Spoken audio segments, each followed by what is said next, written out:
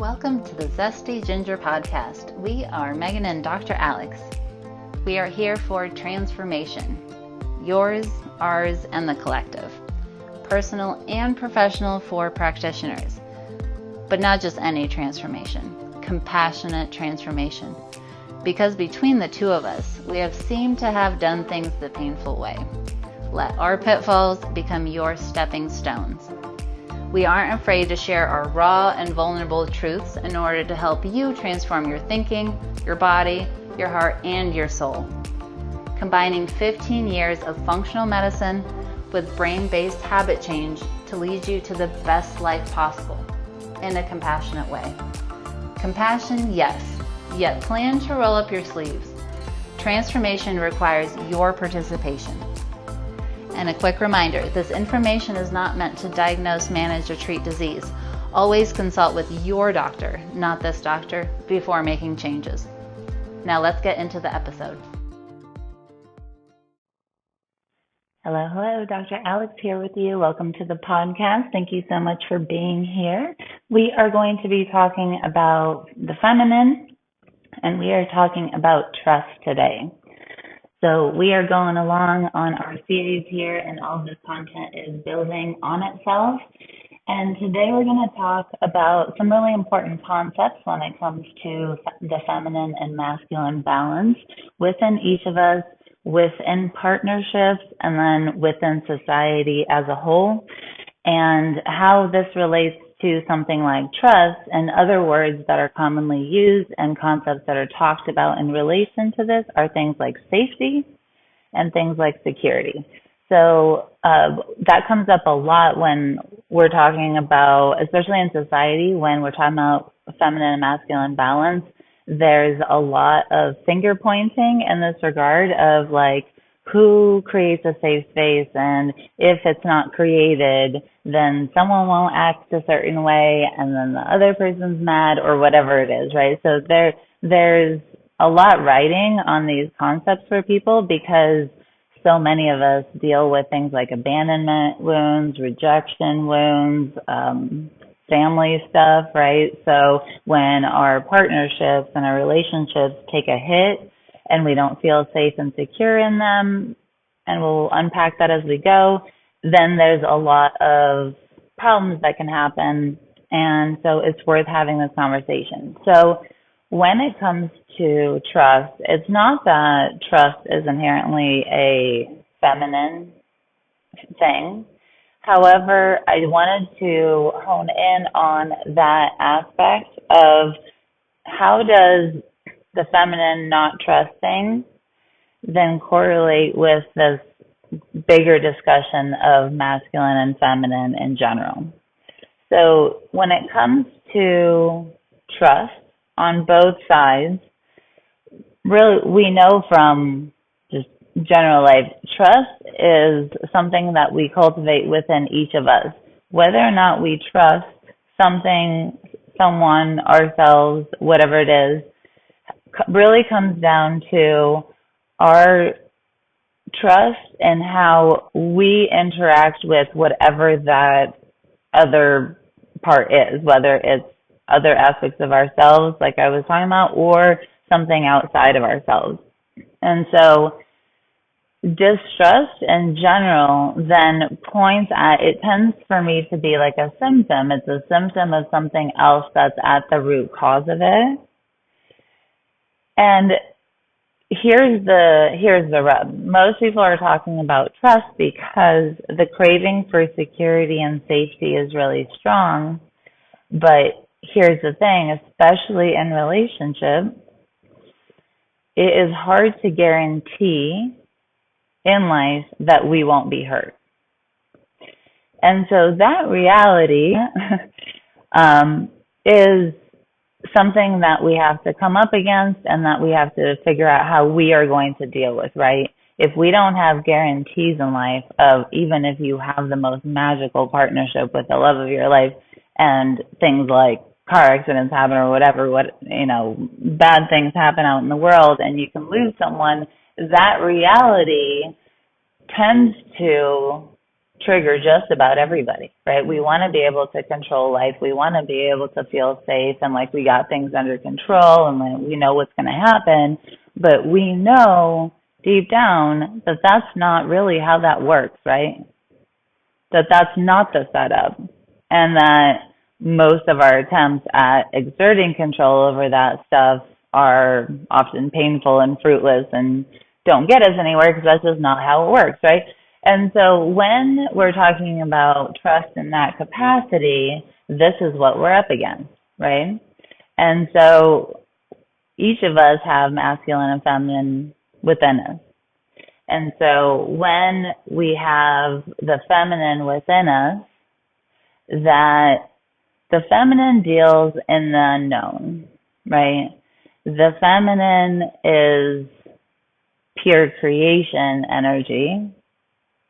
And that means that it's like we've been using the analogy of the ocean. It is really diverse and broad and varied, and there's lots to it, and there's a lot of mystery to it. And because of that, there's a lot of power in the feminine, and we talked about how that was a strong quality of it.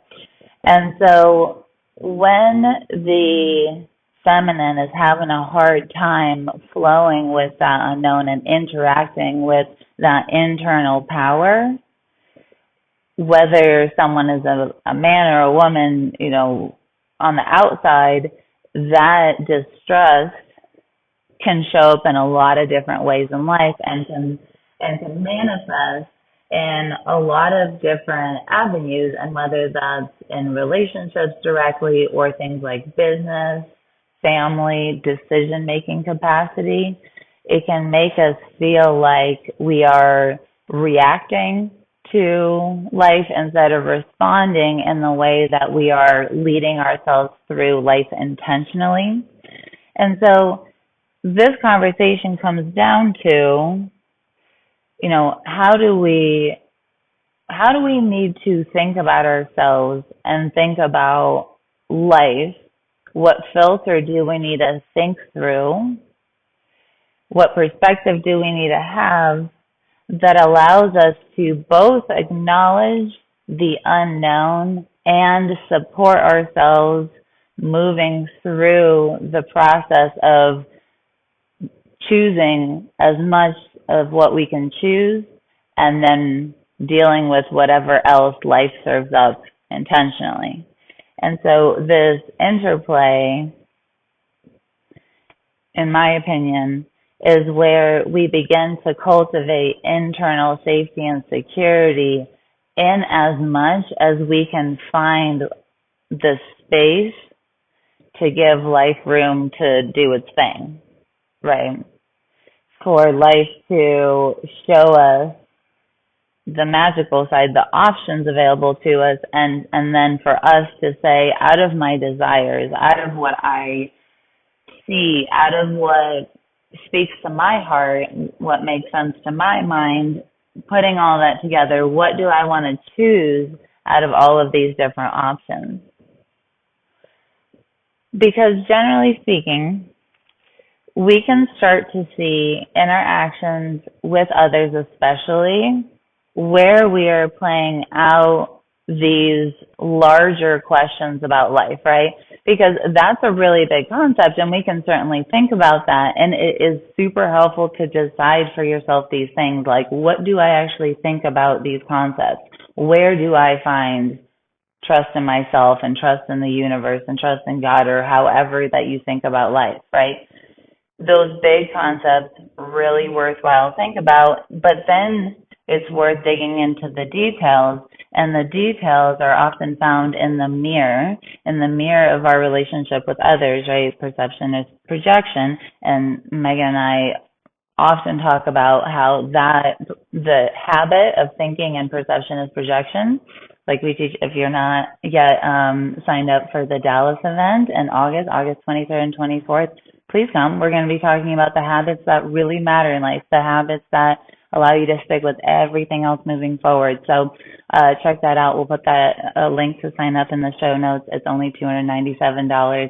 Come on by. It's going to be 2 amazing days of content. You will leave transformed, and the the zesty, accelerated way that Megan and I are known for and what we really specialize in. So come on over there. But that perception habit is really to look at the mirrors in our life, which is our relationships with other people, interactions, things that happen to us, and say, what does that tell me about me, right? So when our feminine is distrustful, it often shows up as it's harder to roll with the punches as someone else serves them up. So a really good test is if you have a partner, romantic, or if you have a really close, partnership with someone in life, not romantic, in that relationship, if they were to plan something, if they were to say, let me do something for us and I will just surprise you at each step of the way, thinking about that and or actually doing it, and I do strongly suggest actually doing it. Try this out. What is your response? How does that feel? Where in that process do you feel off kilter? Where is it hard to trust? And it's really eye-opening to see oftentimes and if we repeat this process across multiple relationships and allow ourselves to think through it and even experience it, then we can see where are some of our patterns? What do we tend to respond with when someone is going to do something that's unknown to us? Do we really want to know what's going on? And then what happens in your head? Why are we asking the questions that we're asking? Because the questions can sound pretty logical, like, hey, well, I know I don't know where we're going, but do I need to pack a jacket? Do I need a blanket? What do I need? That kind of stuff, right? Why am I asking that question? Has this person not told me information that I feel like I need? Is that a pattern that I feel like I see in myself? I'm always looking for more information, right? And where am I always seeking to be like, ooh, I would have done it this way. This is how I would have done, right? Because in partnership, it's often easy to find ourselves critiquing because it's really easy to fall into the trap of, well, they should just think like me, right? Especially with our closest people. So it's like, well, they should just see the world the way I see it, and they should respond this way, and therefore they should do this. Well, that's not always true and often does not pan out, right? And so within that, where are we seeking to control the narrative? Where are we seeking to really make sure that we have gotten all our ducks in a row, that we have all our hands in the pie? And what does that say about our approach, right? What does that track back? And now, none of this is intended to beat ourselves up about anything. But in doing this work, what often happens is that we see how much we are leaning on other people to be different to answer the type of questions that I brought up in the beginning of this, right? Where like, if you could just do all that for me, then life would feel comfortable. I'd feel nice and cushy in that. And then I can tell myself that I can kind of control things around me and that we can't all just, bloop out of existence in a second. And when we actually think through that, we can kind of see that for what it is. And so none of this is meant to be any form of judgment on ourselves, but this is really intentionally looking around and saying, from my responses, how can I shore up my own internal stability? How do I need to think? What do I need to do? How do I need to carry myself? Who do I need around me? What kind of mentors do I need to invest in? Who do I need to find? All of these questions, instead of turning into guilt and shame, actually turn into actionable items that are resources for us. These are things that protect us moving forward because we know that life has these unknown aspects. And so when we just, before poop hits the fan, then if we come to these questions and chew on them before there's a problem, often we can sidestep a lot of negativity, a lot of pain, a lot of suffering in our life experience because we're using what's already there. And I have the belief, for better, for worse, I'm not saying you have to agree with me on this one, but my belief is that when I intentionally choose to transform from intentionally choosing something, it always is a much smoother ride than when I wait for life to hit me over the head with it, right? If I miss all the exit signs for it, boy, it is not fun a lot, right? Sometimes it is, sometimes it's real magical. Always you find the magic in it, no matter which path you go down, because honestly, both happen. That's just kind of how it goes. But to me, if that's true, if I can find more ease and flow and fun choosing it myself when I first see the writing on the wall, then I will try to do that as much as possible. So these kind of questions really, while it can be a little disconcerting to look at things happening now and kind of look at things we may not want to admit, at the same time, a little of that work up front gets out a lot of pain on the back end, right? It gets to a lot of smooth waters down the line. And so I see it as kind of an investment. Asking these questions is an investment in my future and future relationships and the way that I can approach them, right?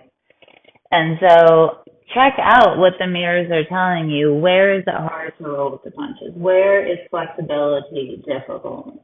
Where does control come up for you? Where along the day, and we're not looking for big things, small things will do. Lunch, how the car is gassed up, how the bushes are trimmed outside in the backyard. Whatever it is, just see what is my response and what is the pattern over time. Small things, and it helps us to understand ourselves on a deeper level so that we can appropriately give ourselves what we need to feel good about ourselves, to feel safe in this world and secure, in as much as we cultivate that within ourselves, accounting for life's big unknowns, and on the positive side, the magical moments that life serves up that we definitely don't want to miss. So that's what's on the other side of all this. So even though these questions can be tough, they can be triggering,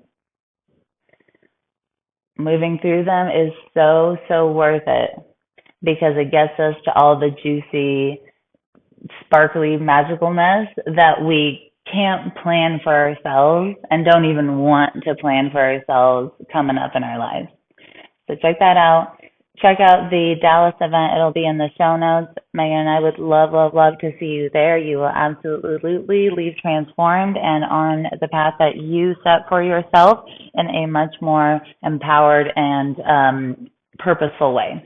So check that out. Come on, join us. There's plenty of time to sign up, get lodging, traveling, whatever. And if you're in the Dallas area, definitely hit me up since I'm around here.